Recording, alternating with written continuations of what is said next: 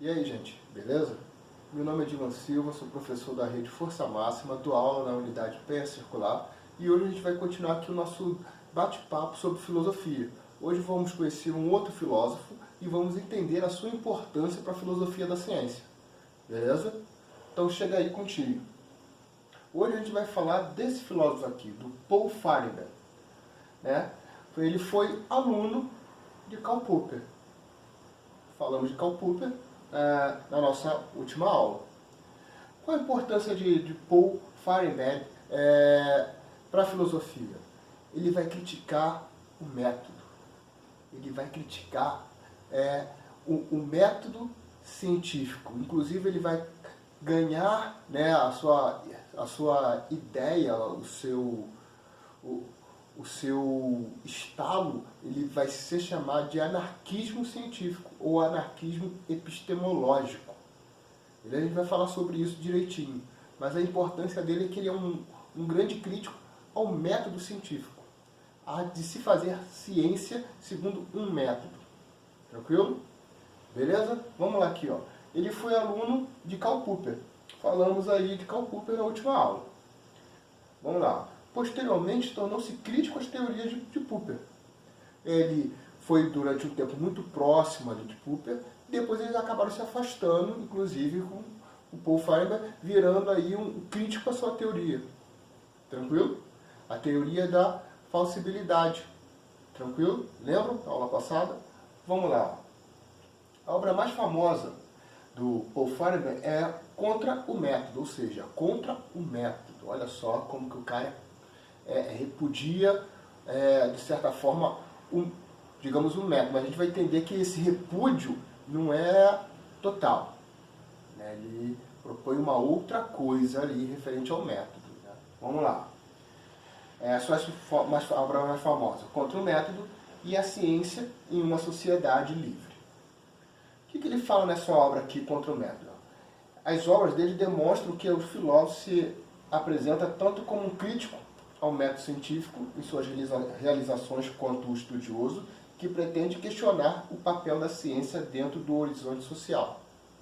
Ele vai falar o seguinte: o método ele vai limitar esse horizonte, limitar o que pode ser descoberto, ele vai limitar a visão da ciência. Tranquilo? Crítico do método como fazer científico. De seguir do método limitar o que você pode e o que não pode fazer. Ele é crítico a esse tipo de comportamento. Daí vem a anarquia epistemológica.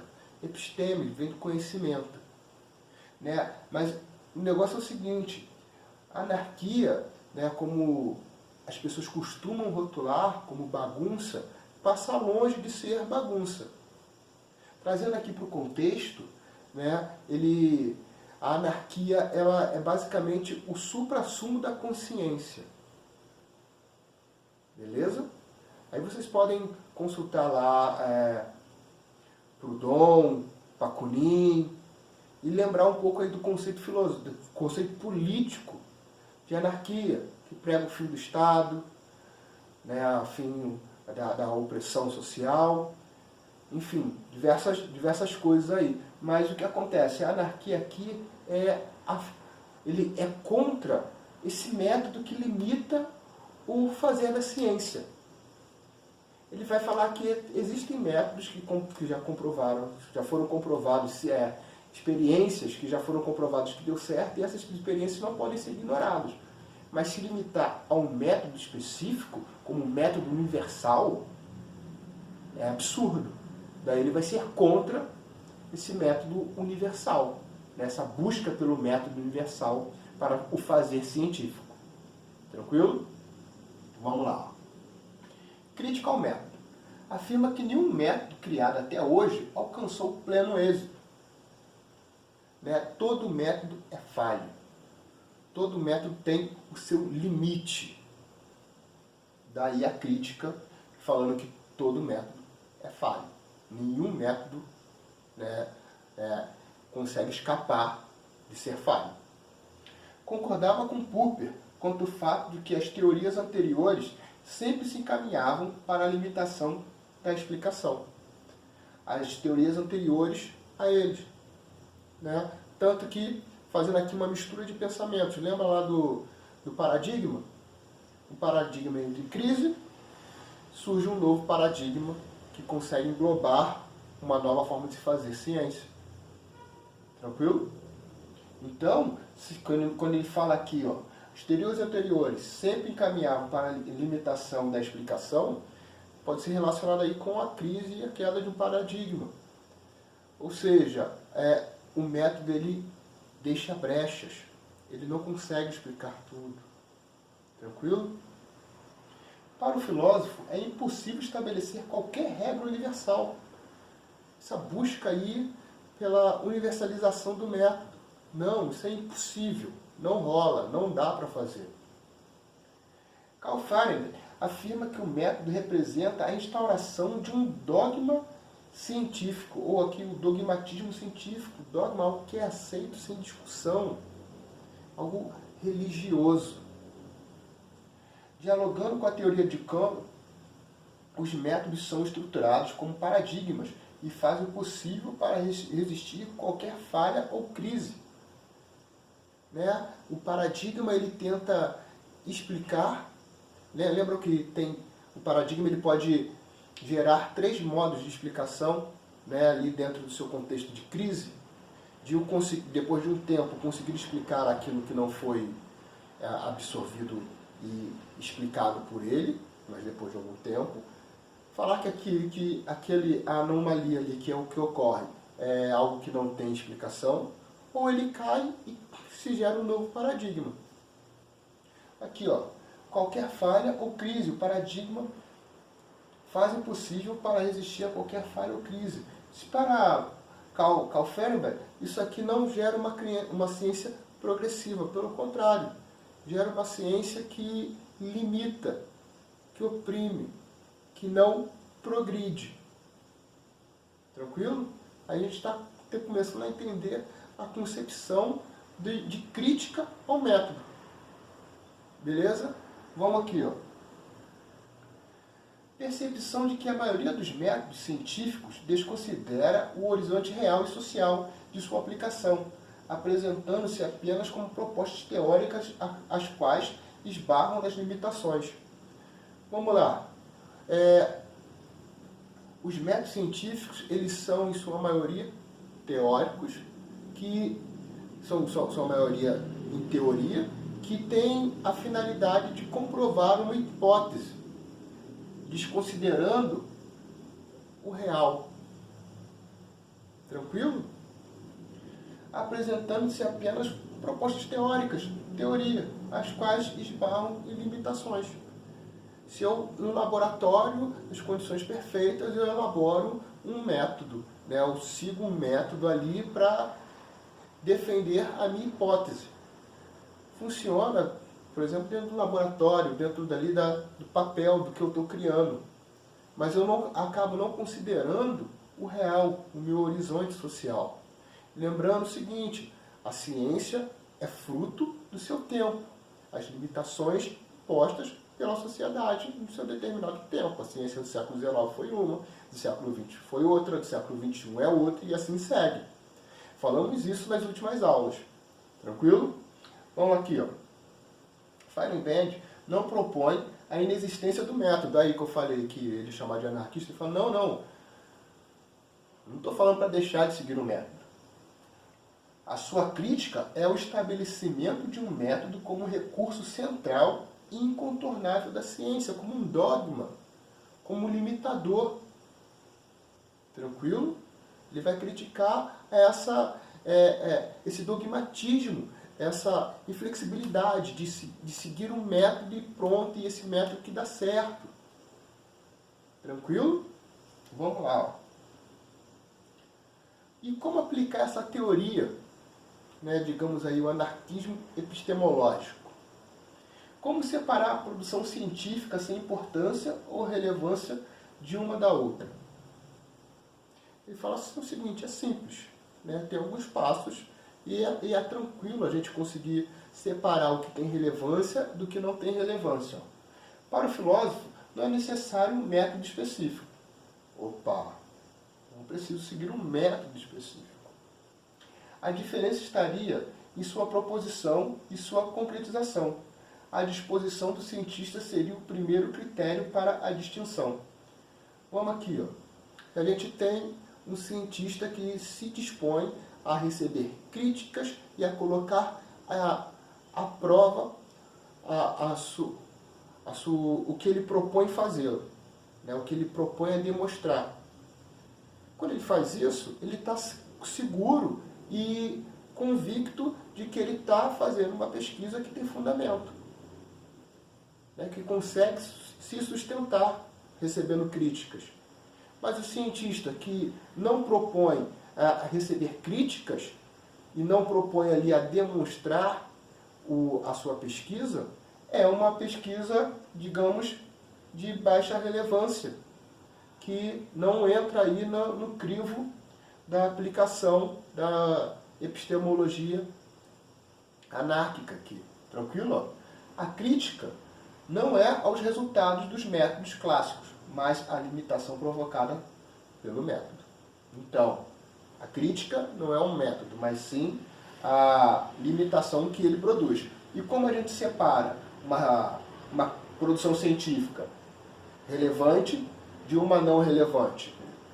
Primeiro passo é falar do seguinte: se o cientista se propõe a deixar sua produção ser sabatinada, estudada, revista, questionada, é uma produção que pode ser relevante. Mas se o cientista não está disposto a fazer isso, ele deve ser desconsiderado aí como uma produção relevante. Tranquilo? Vamos lá. Incomensurabilidade em Fahrenheit. Falando sobre incomensurabilidade em Kuhn. Lembra? Os paradigmas, eles são tão distintos que não conseguimos estabelecer uma relação e falar qual é o melhor e qual é o pior. Eles são opostos, eles nunca estão próximos, né? Um paradigma surge de um ponto de vista distante daquele que acaba de deixar, né? de cair. Então, eles são imensuráveis, assim, eles ficam distantes uns dos outros. Esse pensamento também vai ter aqui em Fahrenheit, né? Só que um pouquinho diferente. Vamos aqui, ó. Toda experiência só é validada de acordo com os padrões e correções da sua própria época. Como nós falamos há pouco tempo atrás. A ciência, a produção científica, é fruto do seu tempo, é fruto do seu momento. Acredita que certas teorias se apresentam de maneira tão diversas que parece, de certo modo, impossível alcançar uma concordância entre ambas. Elas são muito distintas. As teorias científicas elas podem ser distantes uma da outra, que é impossível a gente traçar um paralelo. A incomensurabilidade é mais uma prova da necessidade de maior liberdade e de uma anarquia teórica na construção da ciência. Nessa falta de comparação, a incapacidade, a impossibilidade de comparar, demonstra que na verdade eu devo seguir diversos métodos para que eles se enquadrem dentro da minha produção científica. Não me ater à limitação de um único método. A incomensurabilidade não proíbe comparações. Opa! No pensamento de Kuhn, a gente não consegue falar qual que é melhor e qual é maior. Já no pensamento do Feynman, ele fala assim, são distintas, são distantes uma das outras, mas nós podemos compará-las. Eu não consigo falar qual é melhor e qual é pior, mas eu consigo traçar algumas comparações. Mas lembrando que ele também fala que existem métodos que a comparação é impossível, mas algumas sim podemos fazer comparações.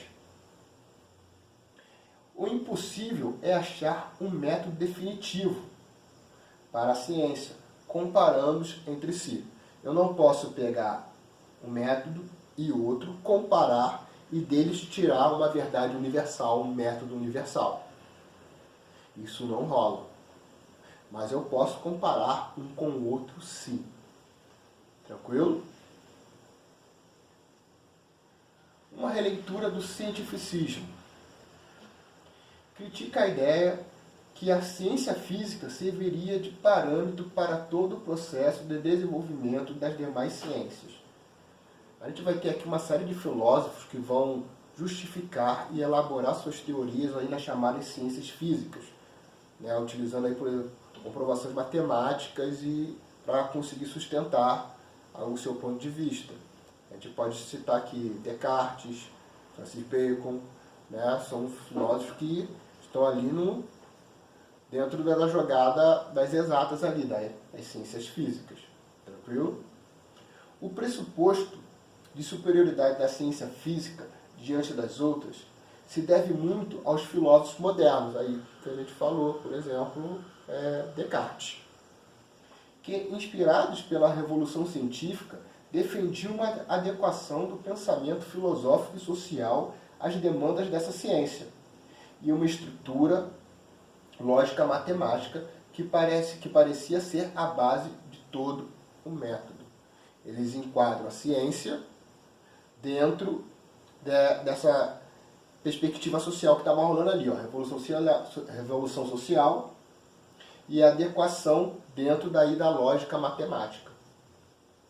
Aí chega o Feyerabend e fala o seguinte, ó, a ciência não pode se resumir a um grupo, ela tem de ser, de fato, uma produção humana. Tranquilo? Ela não pode apenas se enquadrar aqui dentro dos limites matemáticos e dos limites da ciência física. Ela deve ser uma produção da humanidade. Tranquilo? Com isso, meus queridos, nós terminamos a nossa aula aí sobre Paul Feyerabend. Eu espero que vocês tenham gostado. Até a próxima e tchau, tchau, gente.